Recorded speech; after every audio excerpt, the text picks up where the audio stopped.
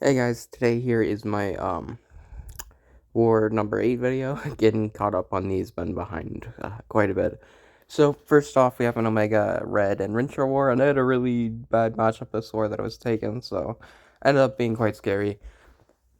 But yeah, here we have this Ibom on Node 7. With Omega Red, it's pretty much a nothing fight. Normally a pretty good placement, but Omega Red is uh, a very easy option for this fight, and then he's going to destroy the second fight as well, so, it is what it is. And, yeah. This war ended up being very expensive, because I had to keep swapping between Omega Red and Rintrah fights, but it's all good. I'm willing to pay that price to get top 3 and all. But yeah. Got a man thing here on Vivified. Plan here is to just go full aggressive after he gets a bar, try and prevent him from throwing specials. And yeah, you just want to be super aggressive to get all that damage. We got an invuln, so you know, just don't want to lose that invuln. Man thinks being very nice here with throwing his L2s, which is nice.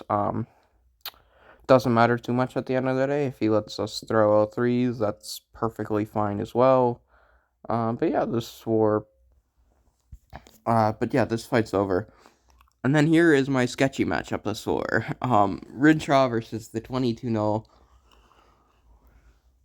So, I had a thought in mind that I ended up having to do here as a safety net that I knew was going to be very difficult, but it was, if I wasn't going to be winning the damage race, I was going to have to let myself get armor broken, to boost my damage to win the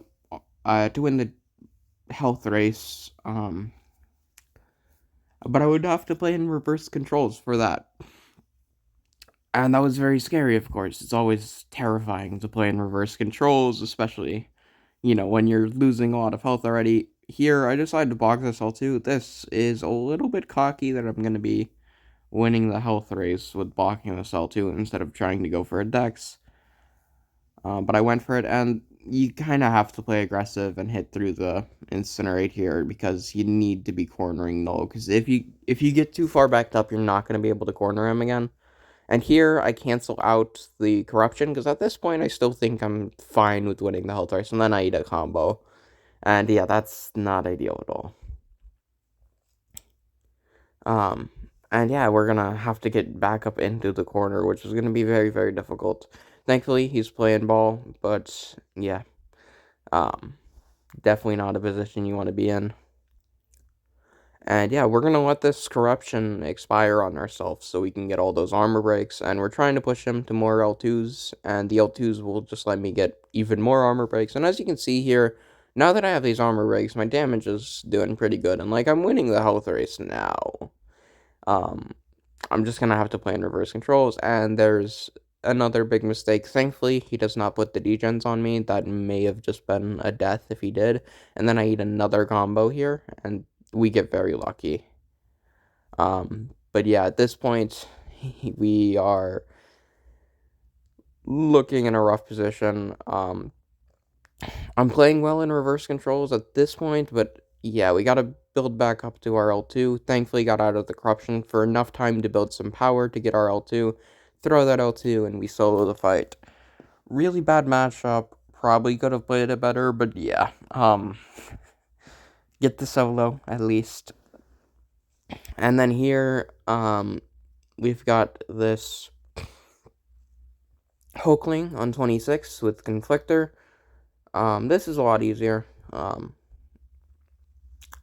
because, what's it called? He does not have Despair, so I'm going to be constantly willpower healing. And this means that I don't really have to worry too much about the bleeds. And this fight is also just a bunch quicker, so it's a pretty easy fight. Just gotta not play awfully and we'll solo. And yeah, I did this in off season without any Odin pre-fights or any boosts or anything like that, and I ended up at like 100% health. So I knew this one was going to be a good matchup. And yeah.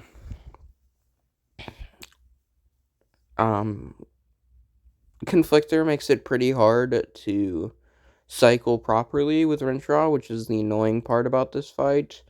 But it's not the end of the world because Rintrah still has pretty good damage, pretty respectable damage at least, outside of his main cycle. So, not the end of the world. And yeah, here I decided to just throw my L2. 18 ruptures, I'm like, okay, if this crits, maybe it'll just end the fight. It doesn't crit, which is fine.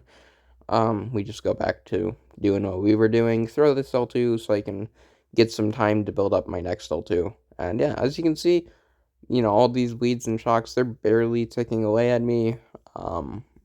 And yeah, I don't really have to worry about the debuffs all that much.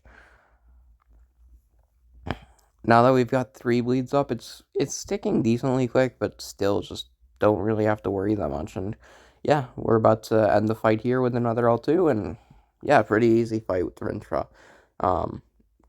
He's definitely one of the best options for this. Ghost is available, so Ghost destroys this Hulkling, but yeah, Rintrah's great too. And then next up, I have Omega Red versus Nick Fury here. And yeah,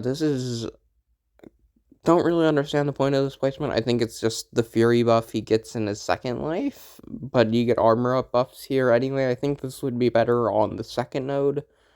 On the first node, I don't think this is really doing much. But yeah, just a normal Nick Fury fight with Omega Red. We lock in the spores there. Probably could have thrown the heavy after the second hit of his heavy instead of letting some spores fall off. And yeah, we get the armor and the dex there. So now Rich Get Richer isn't a worry. We're just trying to bait the L2 just to be safe.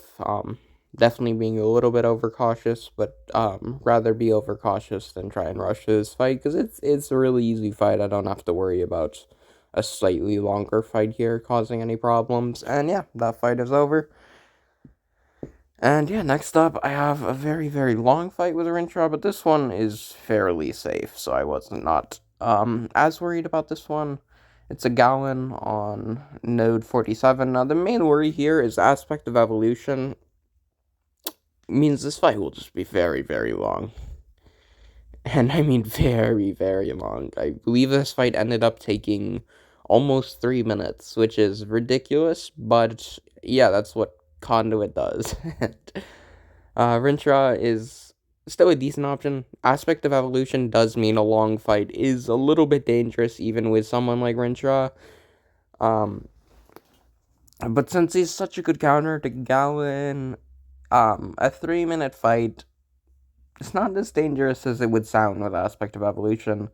And yeah, early up, we want to try and get a good chunk of damage in these early phases, while he still is gaining power slowly. And yeah, not much I can say about this fight. It's a fairly simple one. It's just a very, very annoyingly long one.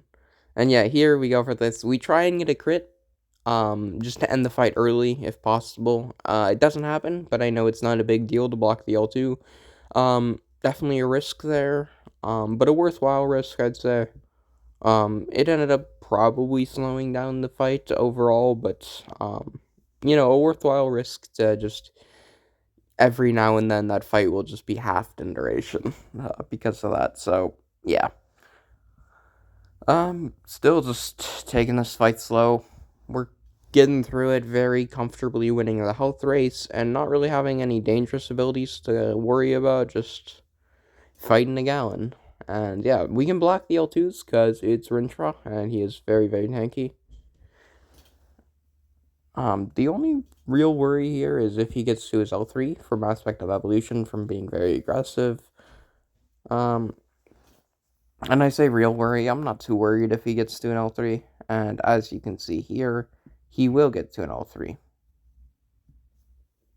And yeah, I meant to throw my L3, but he ended up throwing his L3 first. Not a big deal, because we're just gonna eat this L3.